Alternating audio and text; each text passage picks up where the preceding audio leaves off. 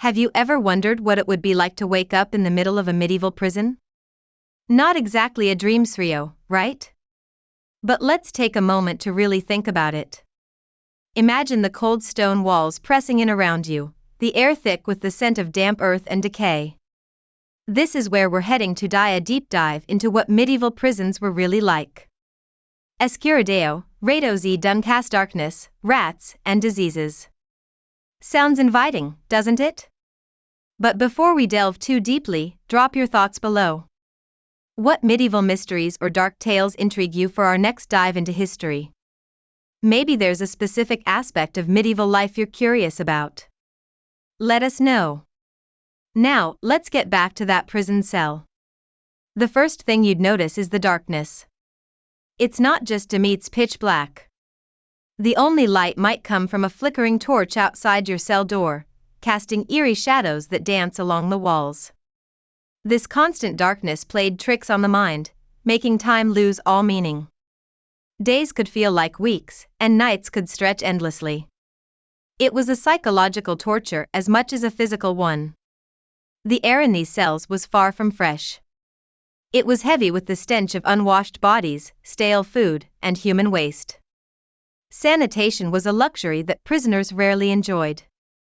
The floors were often nothing more than dirt or stone, and the only bedding might be a pile of straw that was infested with fleas and other pests. Sleeping was a challenge, and when you did manage to drift off, it was anything but peaceful. And then there were the sounds. The constant drip of water from leaky roofs, the scurrying of rats and other vermin, the distant echoes of prisoners' cries and guards' footsteps. It was a cacophony that never truly faded, always lurking at the edges of your consciousness. The silence you might crave was elusive, replaced by an unsettling quiet that seemed to press in on you from all sides. Food in medieval prisons was sparse and often inedible. If you were lucky, you might receive a daily ration of bread and water. The bread was usually hard and stale, sometimes moldy. The water was often contaminated, leading to various illnesses. For many prisoners, hunger was a constant companion, gnawing away at their strength and willpower. Clothing was another issue. Most prisoners wore the same clothes day after day, week after week. These garments became filthy and infested with lice and other parasites. Washing was a rare occurrence, and when it did happen, it was a crude affair with cold water and harsh soaps that did little to clean the fabric properly. The result was a constant state of discomfort and irritation. Living conditions like these took a severe toll on prisoners' health. Diseases spread rapidly in such close quarters.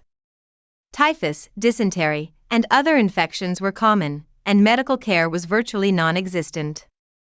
If you fell ill, your chances of recovery were slim. Many prisoners simply wasted away, their bodies unable to withstand the harsh conditions.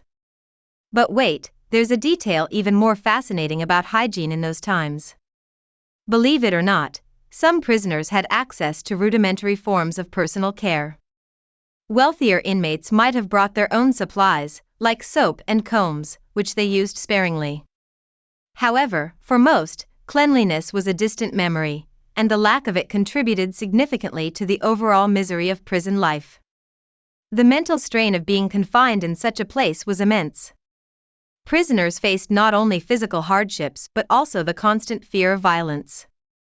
Guards were often brutal, meting out punishments with little regard for the prisoner's well-being. Fights between inmates were also common, as tensions ran high in such a stressful environment. The threat of violence was ever present, adding another layer of anxiety to an already difficult existence. Despite all this, some prisoners found ways to cope. They might carve messages into the walls, telling stories or expressing their hopes and fears. Others formed bonds with fellow inmates, finding a sense of community in their shared suffering. And a few managed to maintain a glimmer of hope, clinging to the belief that one day they would be free. As we explore further into the world of medieval prisons, we'll uncover more about the daily lives of those who endured such harsh conditions. We'll look at the different types of prisons that existed, from castle dungeons to town lockups, and how they varied in terms of size, security, and living conditions. We'll also examine the reasons why people were imprisoned in the Middle Ages, from political crimes to petty theft, and how the justice system of the time dealt with offenders. So, as we continue our journey through the dark corridors of medieval prisons, keep in mind the sights, sounds, and smells that filled the air. Imagine yourself in that cold, damp cell, surrounded by darkness and disease. It's a sobering thought, but one that helps us appreciate the comforts and freedoms we enjoy today. And remember, if you find this exploration intriguing, share your thoughts below. What other aspects of medieval life would you like to explore in our next historical dive? There's so much more to discover, and every detail brings us closer to understanding the complex world of the past. As we venture deeper into the grim reality of medieval prisons, let's not forget the role of the guards who oversaw these grim institutions. These men were often recruited from the lower echelons of society, individuals who perhaps saw guarding prisoners as a step up from their previous lives. Their duties were demanding and often thankless. They patrolled the corridors, checked cells, and enforced discipline with an iron fist. Guards were known for their brutality, doling out punishments that ranged from beatings to more severe forms of torture. This harsh treatment wasn't just a matter of personal cruelty, it was seen as necessary to maintain order in an environment where chaos could easily reign. The guards themselves lived a precarious existence. They were paid meager wages and had to contend with the same unsanitary conditions as the prisoners, albeit with slightly better accommodations. Their loyalty was primarily to the prison authorities, and they were expected to carry out orders without question. This dynamic created a tense atmosphere within the prison walls, where prisoners and guards alike were trapped in a cycle of fear and oppression. Speaking of punishment, medieval prisons weren't just places of confinement, they were also centers of retribution. Torture was a common practice, employed both to extract confessions and to punish offenders. Devices like the rack, thumbscrews, and the Iron Maiden were tools of the trade, designed to inflict maximum pain and suffering. These methods were not only cruel but also deeply ingrained in the medieval mindset, where physical torment was seen as a just response to wrongdoing. Yet, amidst all this darkness, there were occasional glimmers of humanity. Some guards developed a sense of empathy for the prisoners under their watch. They might sneak in extra food or offer small acts of kindness, risking their own positions to alleviate the suffering of others. These moments of compassion were rare but powerful, reminding us that even in the harshest environments, the human spirit can find ways to connect and show kindness. Let's shift our focus now to the architecture of these prisons. Medieval dungeons were often built deep underground, carved into the bedrock beneath castles and fortresses. The design was intentionally oppressive, with narrow passages and tiny cells that barely allowed room to move. Stone walls were thick and cold, providing little insulation against the elements. The air was stagnant, and the only ventilation came from small, barred windows high up on the walls, letting in just enough light to cast long, menacing shadows. Above ground, town lockups were simpler structures, usually made of wood or brick. They served as temporary holding cells for those awaiting trial or execution. Conditions here were no less harsh, with cramped spaces and minimal amenities. The townspeople would often pass by these lockups, casting curious glances at the unfortunate souls inside. Public displays of punishment were common, serving as a stark reminder of the consequences of breaking the law. The social hierarchy of the time also played a significant role in determining one's fate in prison. Nobles and wealthy individuals could sometimes negotiate better treatment, paying bribes to guards or arranging for more comfortable accommodations. They might even have access to visitors, bringing them news from the outside world and offering a brief respite from their confinement. For the common folk, however, there was little hope of such privileges. Their plight was far worse, with no means to improve their situation. Religion, too, had its place in the grim world of medieval prisons. Many prisoners turned to faith as a source of comfort and solace.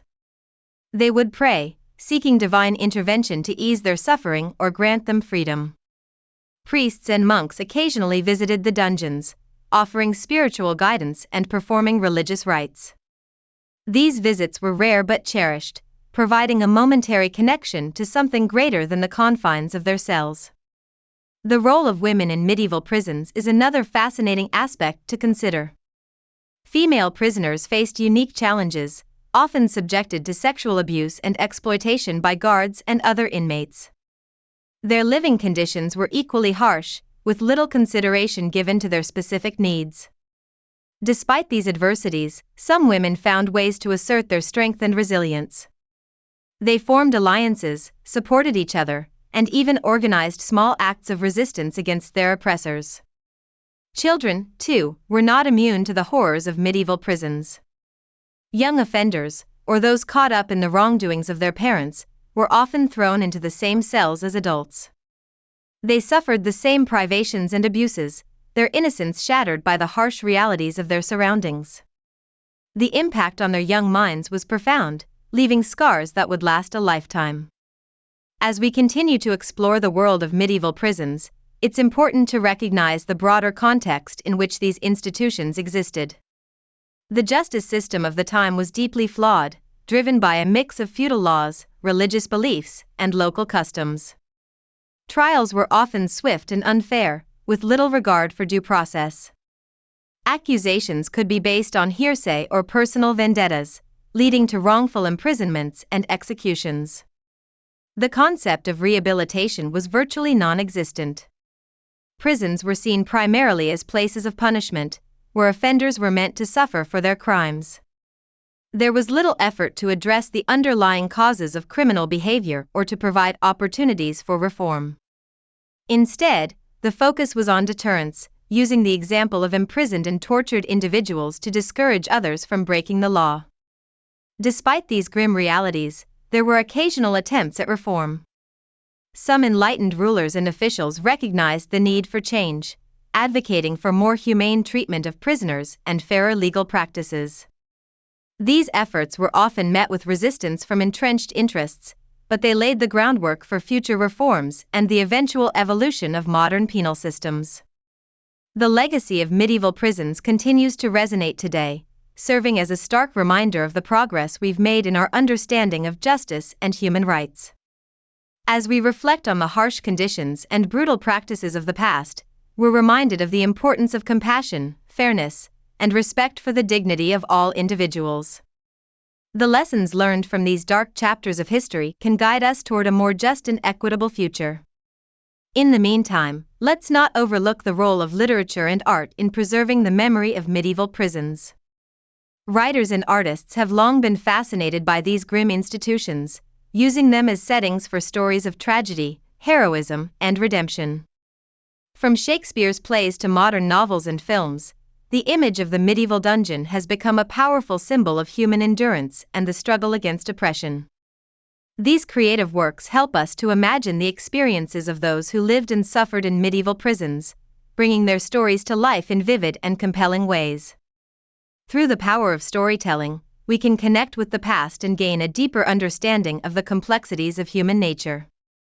Whether through the lens of history or the imagination of artists, the legacy of medieval prisons continues to captivate and inspire us.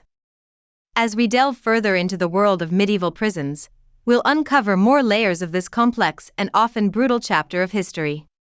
Each new detail adds depth to our understanding, revealing the intricate web of social, cultural, and political forces that shaped the lives of those who found themselves behind bars.